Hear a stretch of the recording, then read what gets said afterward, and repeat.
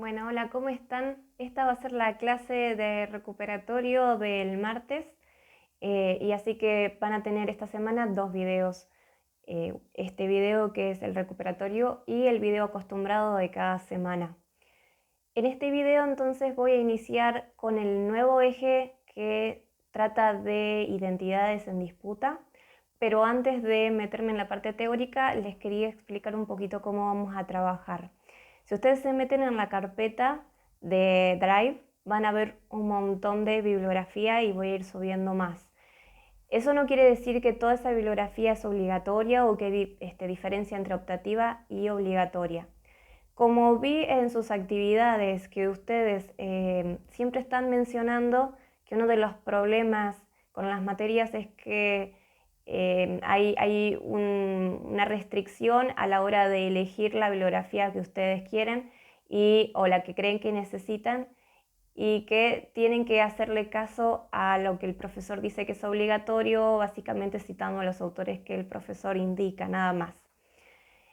Entonces, me pareció que para esta unidad podríamos practicar un poquito salir de ahí y yo lo que empecé a hacer es subir esa carpeta a toda la bibliografía que a mí me parecía interesante o conectada con el tema, pero no necesariamente que fuera obligatoria para el tema.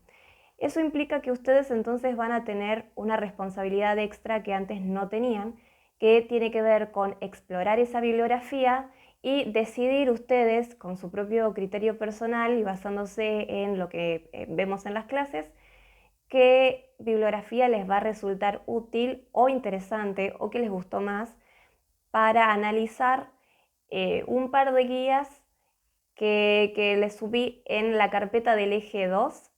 Son guías creadas por organismos estatales que tienen que ver sobre diversidad o que dan tips o consejos o material teórico para comprender estas cuestiones de la diversidad y la inclusión. Es material creado por los ministerios de acuerdo a las políticas públicas que ellos mismos están sacando y para guiar a los docentes, a los estudiantes, a otros funcionarios o empleados que ahora necesitan trabajar desde ese encuadre. Entonces, bueno, para la actividad siguiente de este eje, lo que yo les iba a proponer es que leyeran por encimita también estas guías, seleccionaran una de ellas de acuerdo a la que les interesó más y agarren toda la bibliografía que está en la carpeta 3, la ojeen, la miren, vayan leyendo y vayan seleccionando ustedes qué textos les va a ser útil para analizar esa guía desde el punto de vista de identidad, que va a ser el eje que ahora vamos a dar. No se preocupen que yo después redacto bien la actividad para que les quede claro, pero sí van a tener que ir explorando ustedes mismas ese corpus y decidiendo y eligiendo personalmente por lo menos uno de los textos con el que van a trabajar que no haya sido dado por mí en las clases. O sea, yo voy a elegir los míos, los que me parece que a ustedes les va a servir como base para comprender todo lo demás, y ustedes a partir de ahí también van a elegir lo suyo que les resulte complementario o específico para el tema que quieren. Así que bueno, después esto lo hablamos bien en martes, pero para que lo vayan sabiendo, ya pueden empezar a hacer esa exploración bibliográfica. En este eje que yo titulé Identidades en disputas, no vamos a hablar sobre la definición de identidad o las nuevas definiciones de identidad como el punto, el objetivo, sino que vamos a tratar de comprender por qué ahora se está hablando de identidades, de subjetividades, por qué se habla de la nueva infancia, de las nuevas identidades infantiles y tratar de comprender por qué existe esa discusión ahora. Las identidades que supuestamente están en disputas no son nuevas, no aparecieron ahora, pero sí están ahora en discusión, y no solo eso, sino que está en discusión el mismo concepto de identidad, la noción de identidad. Entonces, para darles una introducción, quería empezar con eso. Encontré yo, así investigando, como ya les decía, buscando bibliografía que me pareciera interesante, googleando un poco, encontré una investigación realizada por dos investigadores colombianos, María Cristina Torredo y Jaime Piracón, para la Dirección de Cinematografía de Colombia. Fue pedido por el Ministerio de Cultura de Colombia esta investigación porque necesitaban comprender mejor cómo catalogar las películas, porque se estaba modificando qué era para niños, qué no era para niños, qué era esta idea de para todo público. Y entonces había mucha controversia, muchos problemas con qué es lo que se le deja ver a los chicos y qué es lo que no. Y entonces, muy atinadamente, pidieron una investigación y el resultante fue todo un texto acerca de la construcción de las subjetividades en los niños. Es súper interesante, así que bueno, yo elegí ese para darles ahora. Pero no me voy a agarrar solo de eso, no voy a hacer solamente una reseña de ese texto, sino que también lo voy a ir mezclando con otros textos que también están en su carpeta y también, bueno, con lo que yo ya sé de este tema. Así que no solamente va a ser una revisión bibliográfica, sino que también voy a integrar otro tipo de conocimiento, con lo cual esta clase también tiene un carácter único, que no es simplemente de reproducir un texto o mi interpretación de ese texto, sino también que es el diálogo entre varios autores y entre mis propias experiencias y conocimientos. Algo que por ahí ustedes también tendrían que aprender a hacer con el análisis de las guías. Entonces, estos investigadores que les cuento empezaron a pensar en el contexto en el que aparece la categoría analítica de subjetividades, ahora en plural, no como subjetividad. ¿Y por qué? No es porque estaban empezando a ver nuevas subjetividades y no sabían cómo analizarlas. No, es a la inversa. Se ponía en juego, apareció como una especie de crisis en el mundo académico, en el mundo científico, no por fuera. Y esta crisis sí, obviamente, se dio gracias a esta relación entre el mundo exterior analizado por el mundo académico y los mismos investigadores, y es una crisis de la relación entre objeto y sujeto. Para los investigadores sociales era muy fácil ver al otro como un objeto de investigación y ellos mismos como sujetos que investigan. Pero con todo el giro interpretativo de la posmodernidad, empezó a existir una crisis de yo soy sujeto pero también objeto y mis objetos de estudio también a su vez son sujetos. Entonces, por una cuestión más bien de ego, empezaron a tratar de revisar y reestructurar esta noción de subjetividad, de sujeto, y repensar la idea de identidad, porque antes de eso la identidad era una cuestión más bien ligada al individuo, a lo filosófico, a lo moral, a cuestión de los derechos humanos, pero visto desde un punto de vista más tradicional, y a lo sumo algo psicológico. Pero entonces ahora se lo tomaron, no ahora en este momento, sino en ese momento en el que empezaba a ocurrir esta crisis, digamos, en los años 60, 70, la subjetividad empezó a ser más que una categoría de análisis. Ya no es más una definición o, bueno, una categoría a través de la cual analizar la subjetividad de los demás. Las subjetividades comenzaron a entenderse como un campo. El concepto de campo al estilo de Bourdieu. ¿Qué es esto? Es la relación que se da entre las categorías, las disciplinas científicas, los sujetos y los actores en juego. Entonces hay una relación entre las representaciones que hay acerca de lo que es el ser sujeto, de la identidad, de lo que es el otro, de la construcción de la subjetividad, en relación con los sujetos que ponen estas definiciones en disputa. Entonces tenemos que pensar las subjetividades como un campo en el que se da tensión entre fuerzas. Como les digo, siempre es una lucha por las definiciones. El campo de las subjetividades termina siendo una arena de lucha entre fuerzas que son los saberes como saberes disciplinarios, la psicología, la pedagogía, la sociología, la historia, cada uno con su propia idea acerca de lo que es la subjetividad, la medicina también, la filosofía, bueno, podemos seguir. Instituciones que construyen representaciones acerca del individuo, como principalmente el Estado, la escuela y la familia. Y tenemos otros actores sociales concretos que para nuestro campo de estudio son los maestros, los padres y también los especialistas en estos grupos interdisciplinarios anexos, asesores de los actores principales dentro de la escuela. Entonces, todo esto, estos saberes, estas instituciones, estos actores y sus representaciones y sus conductas interactúan con los niños que viven y construyen sus identidades en el mundo de forma cotidiana. Entonces, también tenemos que ver cómo esta forma de pensar la subjetividad, esta nueva manera de pensar la subjetividad, es a su vez un conjunto de representaciones que los niños comienzan a internalizar y que a su vez modifican la forma en la que construyen sus identidades. Yo sé que por eso es un poquito complicado, pero empiecen a pensarlo que no es que los chicos cambiaron su identidad y entonces ahora tenemos que hablar de la identidad de forma diferente. No, gracias a que hablamos de la identidad de forma diferente y se abrieron todas estas discusiones y empieza a haber una disputa acerca de la definición por lo que es la identidad, se construyen todas estas representaciones que los niños internalizan y que les posibilita a su vez nuevas formas de construir identidad. Esto por ahí no lo van a encontrar en ningún texto, pero así que agárrense de esta clase.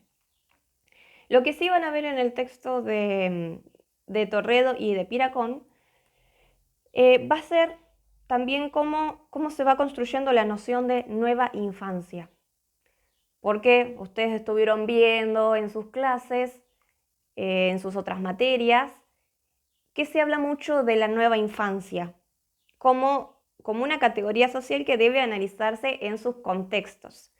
Por otro lado, también yo les puse en esa carpeta una entrevista a Sandra Carli. Ella es una investigadora que se metió mucho en analizar la construcción de la infancia como categoría sociohistórica y va viendo cómo se lo va catalogando, definiendo al niño de diferentes maneras desde los discursos estatales principalmente, pero en general de discursos públicos. Y bueno, ya saben, cuando digo discurso no es simplemente la forma clásica en la que se entiende discurso de un político en el que está hablando por un micrófono, no, estamos diciendo enunciados que crean representaciones colectivas, que se impregnan en el imaginario social y que a su vez generan nuevas prácticas también. Bueno, entonces, pensando la infancia como una construcción sociohistórica y cultural, como un discurso que clasifica y genera prácticas, también podemos pensar entonces que como tal puede transformarse o puede acabarse también. De repente el discurso de la infancia puede dejar de existir, se puede dejar de hablar de infantes, así como en un momento tampoco se hablaba de niños. Entonces vemos con Carli va a hablar de cómo el Estado fue construyendo esta idea de niño, de ser hijo, de ser un niño perteneciente a una familia, miembro de una familia, a ser considerado alumno. El niño como estudiante, como alumno, dentro de un proyecto general de Estado-Nación que debía educar de cierta manera a sus ciudadanos. A partir de esa idea de niño como alumno, comienza a construirse la idea de niño como futuro también, que van a ser los nuevos ciudadanos que van a llevar a cabo los nuevos proyectos nacionales. Esto en Argentina particularmente se vio muy claro, primero con las ideas argentinas acerca del niño como alumno y después con todas las políticas socioeducativas del peronismo. Entonces esto del niño como futuro, como miembro de la nueva nación, y que también debía tener ciertas características éticas, ideales de ciudadano, también se le fue adjuntando estas características a los niños como un deber ser. Entonces hay ideas supuestas, identidades supuestas que debe tener un niño. Después de el niño como futuro, y bueno, diferentes matices que se le fueron agregando a esto del niño como futuro, también comienza a estar muy presente en las instituciones públicas y privadas la idea del niño como paciente y de la patologización de la infancia, como habíamos visto también cuando hablamos de inclusión. Entonces también está esta idea de cuál es el niño normal, cuál es el niño anormal, qué características tiene y quiénes son los que definen esas características. Después de eso, entonces, como el trabajo de Torredo y Piracón se centra principalmente en la relación de la infancia con los medios de comunicación, las nuevas infancias comienzan a definirse teniendo como eje al niño como consumidor de material audiovisual, de información, el niño como audiencia y ahora el niño como usuario y creador de contenido. No solo eso, sino es una persona con conocimiento, normalmente conocimiento tecnológico, que no tienen los mayores. Entonces, se empieza a ver cómo antes el niño estaba vacío de conocimiento, se lo tenía que llenar gradualmente de conocimiento, un conocimiento que supuestamente el adulto ya tenía, a pensar que había conocimientos que el adulto no tenía y que el niño sí. No solo en cuestiones tecnológicas, o sea, principalmente, pero no solamente eso, sino que también se le adjudica al niño mayor conocimiento acerca del medio ambiente, una mejor relación con el medio ambiente, con lo sustentable, mayor empatía, mayor solidaridad. También entonces esta idea del niño como futuro se empieza a ver como solidificada en esta nueva identidad del niño más autónomo, más crítico, creador, con conocimientos y en muchos sentidos más evolucionado que el adulto que los está criando. Entonces esto termina ensanchando más esta brecha generacional que se insiste mucho en que existe, como si antes no hubiera una clara diferencia entre las generaciones. Ahora no solo, bueno, está esa clara diferencia como siempre existió, sino que se insiste en que existe esa brecha y en mantenerla cada vez más abierta. Entonces, estamos viendo cómo desde lo discursivo se va tratando de catalogar y definir la identidad del niño como una representación de la infancia. Entonces, por un lado tenemos esto, las representaciones sobre los niños, las representaciones sobre la infancia, y por el otro lado vamos a ver cómo se trabajan las individualidades, las identidades diferentes, diversas de cada uno de estos niños individuos, y por eso también se habla de subjetividades. Entonces tenemos por lo menos dos campos de discusión, el de las representaciones y el de las formas concretas de trabajar con los individuos a partir de esas representaciones. Entonces, volviendo un poco con la cuestión del contexto, la noción de nueva infancia debe analizarse como categoría social en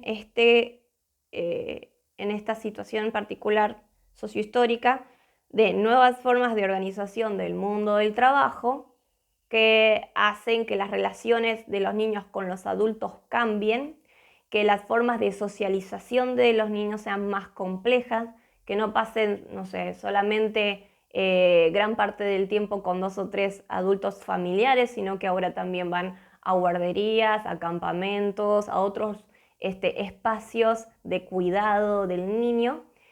Y la idea de la mamá que se queda en la casa para cuidar a los chicos, bueno, cada vez es más discutida. Nuevas formas de consumo cultural de los padres y de los niños. Y junto con esto, una mediatización tecnológica que trastoca los límites de lo público, lo privado y lo íntimo en la relación de los niños con los adultos y de los niños con el mundo exterior, o cómo desde el comienzo de sus días todos sus recuerdos y su vida cotidiana está guardado en una cuenta de Facebook o de Instagram. La idea de la brecha generacional y de que existen nuevos saberes, como ya dijimos, todo esto dentro de la instauración del paradigma de los derechos, de la inclusión y de la diversidad, que hace analizar este contexto dentro de esos parámetros. Entonces, no es al azar que se comience a hablar de identidades, de diversidad identitaria, de una reivindicación identitaria. Le sumamos a todo eso movimientos históricos, movimientos sociales históricos del siglo XX, de visibilización de identidades. Otra vez, no es que hay nuevas identidades, sino que se visibilizan identidades que hasta el momento estaban tratando de ser negadas. Identidades no solo étnicas, nacionales, culturales, sociales, también identidades de género, identidades de grupos particulares. Estos movimientos son de reivindicación de identidades propias, discursos y políticas públicas sobre esa reivindicación de las identidades que intentan ir de la mano del paradigma de la inclusión y la diversidad. Y aparecen entonces un montón de guías y de material teórico y de definiciones de glosarios. Hay varios glosarios, creo que por ahí una de las guías que yo les di es como una especie de glosario de, bueno, qué es lo que se entiende por género, qué es lo que se entiende por sexo, qué es ser transexual, qué es ser transgénero. Bueno, todas estas cuestiones que son nuevas categorías que comienzan a aparecer para poder hablar de estas cosas que hasta el momento no se querían hablar. Y ahora como es que es imperativo hablar de ese tipo de cosas. Y aparece entonces el gran problema de definir qué es la identidad y desde dónde tenemos que ver la identidad y qué cosas serían reivindicar la identidad y qué no. Porque el problema de la definición siempre está en el centro de todas estas cuestiones que finalmente van a marcar el camino que van a seguir las políticas socioeducativas, de las cuales nosotros nos tenemos que hacer cargo en nuestros campos profesionales concretos. Entonces se piensa la identidad como una construcción subjetiva, resultado de las interacciones cotidianas, que es una delimitación de lo propio frente a lo ajeno y un ejercicio de autorreflexión y autoconocimiento. De todos los aspectos de la identidad que se pueden pensar, el que va a estar principalmente en el centro de la discusión es el aspecto de la identidad que está referente al vínculo con los otros, no de construcciones de personalidad o de construcciones psicológicas, cognitivas, de desarrollo del niño, sino del vínculo con el otro. Si bien obviamente la identidad de una persona siempre se va a construir en la interacción entre una cosa y la otra, se le está poniendo el énfasis principalmente en la parte externa. Entonces la interacción es una parte esencial en el proceso de identificación con los demás y la identidad se empieza a pensar casi solamente en cuestiones de identidad grupal, de identidad colectiva, de identidad social, identidad cultural, y ya mucho más adelante empieza a pensarse la identidad individual, sobre todo desde el lado del género. Todavía no ha logrado traspasar las cuestiones de identidad de género para pensar otros aspectos de la identidad individual también. Todavía estamos en esa.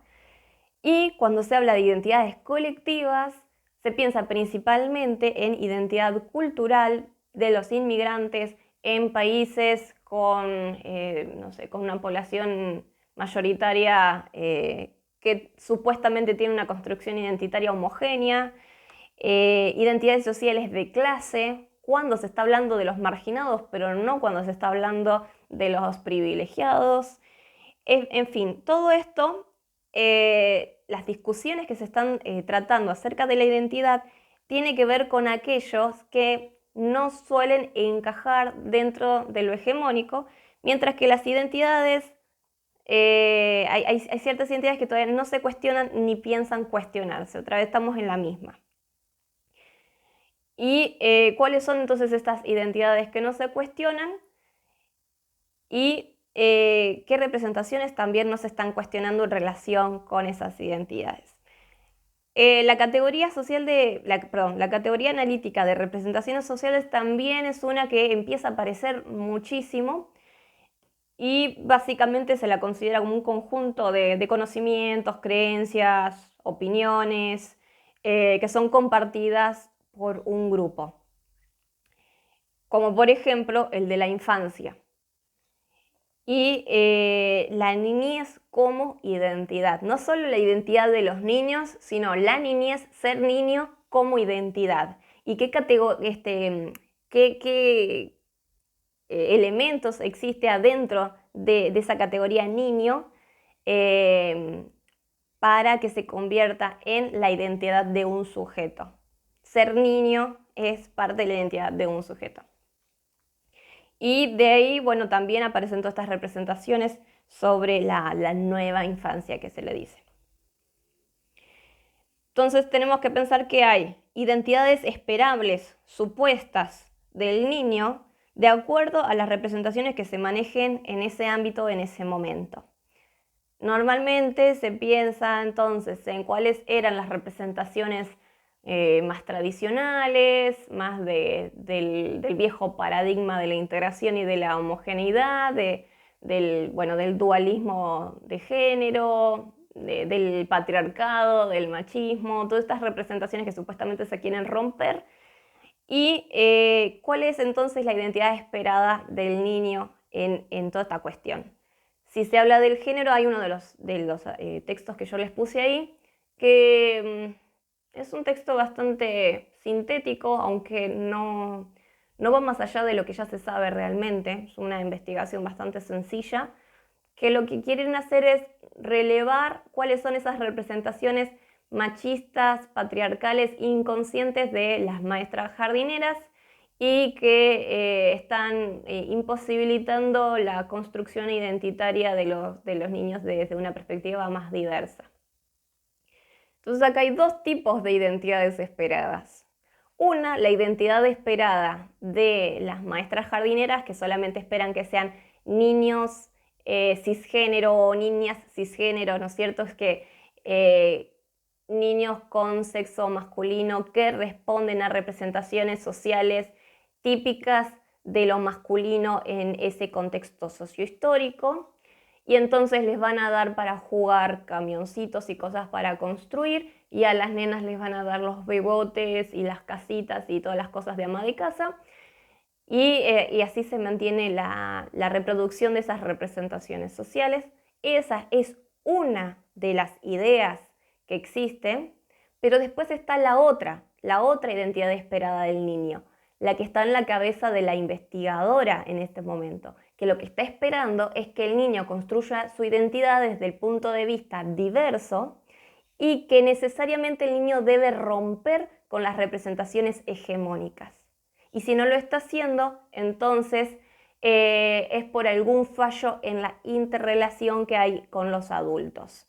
Entonces está bien, ya sea por una cuestión o por la otra, se sigue hablando de identidades supuestas, de presuponer que el niño tiene que construir la identidad ya sea de una forma o de la otra. No se da lugar a lo imprevisto, a lo que podría llegar a ser, aun cuando se está diciendo que eso es lo que están intentando. Una de las cuestiones que sí me parece que por ahí a ustedes les va a llamar la atención en ese texto es que lo que dicen es que por un lado las maestras están intentando ser más diversas, más inclusivas con esta cuestión del género, pero que las mismas maestras no están cuestionando su propio lugar, sus propias representaciones internalizadas acerca de lo que ellas son como maestras jardineras y por qué es que son mujeres en ese rol maternal. Entonces, si ellas no están cuestionando su propio rol de género en su profesión, ¿cómo esperarían entonces enseñarle a los niños a que cuestionen sus propias construcciones identitarias? Construcciones además que recién comienzan y no están tan avanzadas como la de las maestras jardineras, que ya están mucho más internalizadas y en muchos casos no solo no tienen ganas de deshacerse de ellas, sino que ni siquiera saben que existen en primer lugar. Entonces, para posibilitar el desarrollo de singularidades diversas, digámoslo desde ese punto de vista, los docentes y los padres también deben poder cuestionar sus propias construcciones identitarias y no se les está pidiendo eso. Es como que el otro es el que tiene que lograr construirse de forma más diversa, pero no uno. Entonces, esta supuesta crisis entre el objeto y el sujeto todavía sigue atrapada en la burbuja del mundo académico porque no existe tal crisis en el mundo cotidiano. El objeto, el otro, siempre va a ser el otro y el sujeto, yo, no voy a ser nunca aquel del cual se cuestiona su identidad. Es del otro el cual siempre se está en transformación, siempre el que tiene que cambiar o tiene que ver las cosas de cierta manera o de otra. El que tiene que incluirse es el otro, el que tiene que ser diverso es el otro, el que tiene que poder cuestionar sus representaciones es el otro. Siempre estamos en la misma.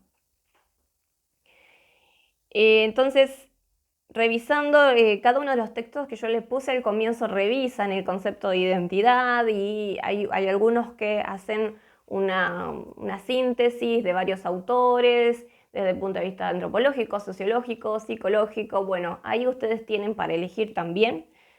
De lo que yo saco de todos esos textos es que les puede llegar a servir a ustedes, bueno, que la identidad se construye en la infancia, pero debe reconstruirse a lo largo de toda la vida. Esto quiere decir dos cosas. El niño ya está construyendo su identidad desde niño, no es que está vacío. Pero por el otro lado, esa construcción no es de una vez y para siempre, sino que debe ir reconstruyéndola cuando van cambiando sus contextos de interacción y con las diferentes personas en las que va interactuando y las diferentes experiencias en su vida. Entonces la identidad no es algo fijo. Y que se le está poniendo el énfasis entonces en la identidad social del niño, más que en su identidad individual, aunque sabemos que la identidad social y la identidad individual se van construyendo de forma entrelazada y no se puede pensar en una sin la otra, pero que están poniéndole siempre las fichas al sentido de pertenencia que se tenga a un grupo o a más grupos. Y se juzga qué tan incluido está el chico de acuerdo a cómo tiene ese sentido de pertenencia y qué relaciones de adhesión, de aceptación y de rechazo de los grupos y a los grupos hay. ¿No? No se habla tampoco de cómo construye su identidad aquel niño que es la voz que rechaza al otro. Cuando decimos el tema del bullying, por ejemplo, hay ciertos niños que representan en el grupo aquella voz que va a rechazar y que va a anular la posibilidad de que el otro se integre, que el otro se incluya. ¿Cómo se construye la identidad de ese bully y por qué? ¿Por qué entonces no se piensa en él como un incluido o un excluido, sino como el que excluye o el que acepta? Otra vez, ¿por qué no estamos cuestionando entonces su construcción identitaria y estamos cuestionando del que no es incluido o del que no es aceptado? Y pensar, bueno, entonces la multiplicidad de pertenencias, cosas que antes no se pensaba, pero se lo dice muy superficialmente esto de la multiplicidad de pertenencias, porque a la hora de construir todas estas investigaciones solamente se considera un aspecto de la pertenencia grupal y cómo esa pertenencia grupal define prácticamente la identidad de un individuo casi de forma absoluta. Si un niño tiene cuestiones de construcción de identidad de género diferente a otro, entonces esa identidad de género pasa a ser absolutamente la identidad de ese individuo. Ya lo habíamos hablado con las etiquetas de patologías, cómo ese nene pasaba a ser el autista, el discapacitado del grupo, o si era inmigrante, ese va a ser el inmigrante del grupo, el diferente. Bueno, si viene de otra clase social también, entonces categorías identitarias que definen absolutamente el individuo, mientras se está intentando hablar de la diversidad y la multiplicidad de pertenencias, se cataloga solamente con una de estas características, normalmente características que son para la relación con el otro, a todo el individuo.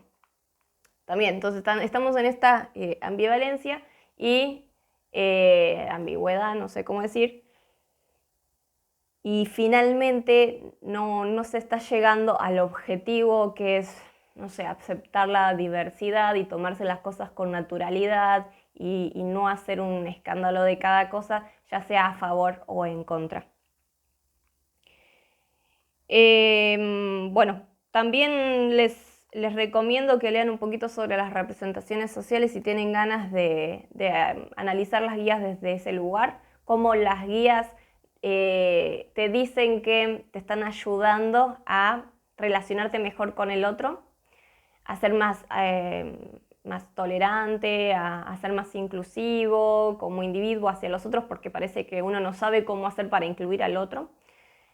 Y lo que están haciendo también es armarte todo un nuevo marco, todo un nuevo sistema de interpretaciones, de representaciones, con el cual vos tenés que leer el mundo a partir de ahí. Es como que te enseñan un nuevo idioma, un nuevo lenguaje, con nuevas palabras, entonces bueno, yo ahora tengo que empezar a hablar ese idioma y empezar a tratar a la gente hablando de esa manera. Por eso digo que hasta literalmente tienen un glosario de qué palabras ahora tenemos que usar y cómo las tenemos que interpretar y cómo tenemos que hablarle al otro, de qué forma es aceptable hablarle al otro y de qué forma no. Y bueno, con la justificación de que uno realmente no sabía que estaba siendo ofensivo, por ejemplo. Que bueno, que hay muchas representaciones sociales muy inconscientes que reproducen la discriminación, el racismo y la exclusión y que no estábamos para nada conscientes de eso, entonces bueno, nos están enseñando estas guías a ser más inclusivos utilizando otro marco interpretativo, otro conjunto de representaciones sociales que debemos compartir a partir de ahora. Y básicamente esto es toda la teoría que le voy a dar.